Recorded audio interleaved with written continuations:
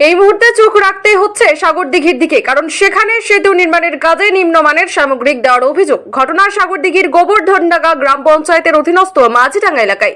হরিণাডাঙ্গা ও মাঝিডাঙ্গা যাতায়াতের সংযোগস্থল স্থাপনের জন্য লক্ষ লক্ষ টাকা ব্যয় করে নির্মাণ হচ্ছে সেতু, কিন্তু একেবারে নিম্নমানের সামগ্রিক দিয়ে কাজ করার অভিযোগ হাসান নামের ঠিকাদারের বিরুদ্ধে। সাগরদিঘির সমষ্টি উন্নয়ন আধিকারিক দেখেও না দেখার ভান করছে।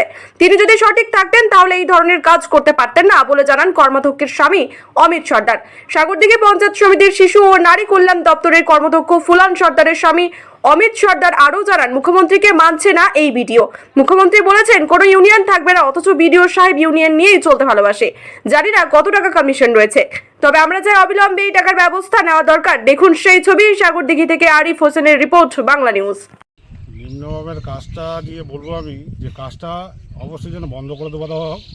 আর এই কাজটার এক নম্বর কাজ করছে যে কন্ট্রাক্টর হাসান আছে, উনি কাজটা করছে ভিডিওর মাধ্যমে। আমি চাইবো কাজটা বন্ধ হয়ে যায়।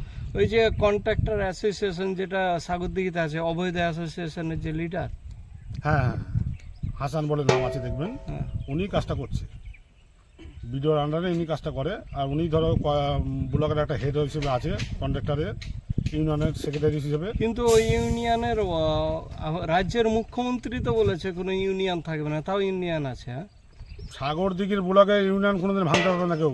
ভিডিও যতদিন থাকবে সাগরদিঘির বন্যাটি ইউনিয়ন থাকবে, ভিডিও চলে গেলে ইউনিয়ন ভেঙে যাবে।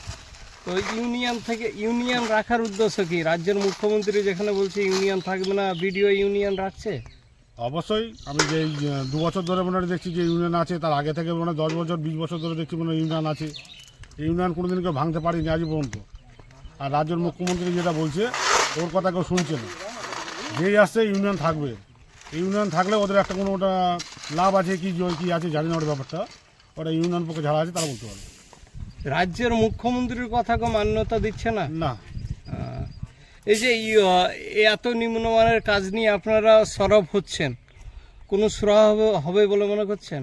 আশা করি আদিবাসী লোক যেগুলো আছে তাদেরকে সবসময় বার্তা যে কাজটা আপনারা দেখে করবেন, তো ওদেরকে তো মোটামুটি পাত্তাই দেয় না। ওরা কাজ সম্বন্ধে কিছু বোঝে না। ওরা এটুকুনি জানে যে আজকে ঢালাই হচ্ছে, আজকের এই কাজটা হচ্ছে, আমরা দেখছি যে না ভালো হচ্ছে ভালো হচ্ছে। আমি এসে দেখছি কাজটা বাজে হচ্ছে। তার জন্য বার্তা দিচ্ছি যে কাজটা যেন বন্ধ থাকে। আর আপনারা যদি কোনো কাজটা করার চেষ্টা করেন, তা যে কাজটা করবে যেন ভালোভাবে কাজটা করায়। আমরা তো দেখছি কাজ হচ্ছে, যে একদিন প্রতিবাদ করেছিলাম, দিয়ে বলছে ঠিক আছে। তো আমাদের সাথে তো কি প্রতিবাদ করেছিলেন? ওই যে ওখানে একটু কম হচ্ছে, ঢালাটা কম হচ্ছে, জল টল দেয়নি, দিয়ে তখন প্রতিবাদ করেছিলাম জল দিতে হবে। তো বড় ঢালাই জল না দিলে হবে? ঢালাই জল না দিলে তো প্রতিবাদ করেও কোনো সুরাহা হচ্ছে না। না, আমাদের সাথে তো লোক নাই। প্রতিবাদ করাটাই অপরাধ হয়ে যাচ্ছে সমাজের বুকে, তাই তো? মেম্বার প্রধান আমাদের সাথে যোগাযোগ করছে না, আসেনি। আপনাদের তো এলাকার ফুলন সর্দারের স্বামী আপনাদের পাশেই রয়েছেন। হ্যাঁ, ও একদিনে এসেছিল, আজকেও এসেছে। হ্যাঁ আজকে এসছে, একদিনে এসেছিল। দিয়ে আমরা কিছু আলোচনা করিনি, এসেছিল আর গেলছে। মেম্বার বলেছিল আসবে, ও আসেনি, এসছে, একদিন এসেছিল। এলাকার প্রধান আসছে? প্রধান আসেনি, প্রধানও আসেনি।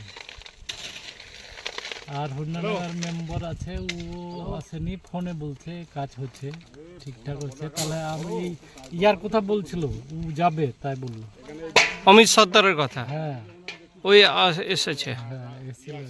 ঠিক।